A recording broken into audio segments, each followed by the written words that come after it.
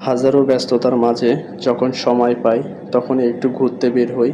তো আজকেও একটু ঘুরতে গেছিলাম জাতীয় স্মৃতিসৌধে। তো আজকে যেয়ে দেখলাম পরিবেশটা আসলে অন্যরকম। যারা টিকটক করে তারা আসলে সবাই একসাথে এসে হাজির।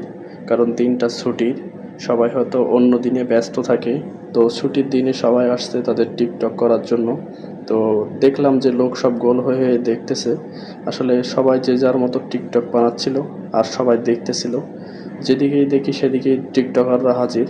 আসলে আমি কাউকে চিনি না, তবে দেখলাম যে সবাই কেউ নাচানাচি করতেছে, কেউ আবার গানের সাথে সাথে কথা মিলিয়ে কথা বলতেছে, আবার কেউ নেচে নেচে সময় পার করতেছে ভিডিও করে। তাদেরকে আবার ইন্টারভিউ নেওয়ার জন্য অনেক মানুষ সিরিয়াল বাই সিরিয়াল দাঁড়িয়ে আছে। তো আমি দেখে অবাক, একজন মুরব্বী মানুষ দেখেন, তিনিও আসছে আসলে অভিনয় করে করে টিকটক তৈরি করছে। সাথে ওনার ওয়াইফও আসে পাশে, উনি সাপোর্ট দিয়ে যাচ্ছে ওনাকে।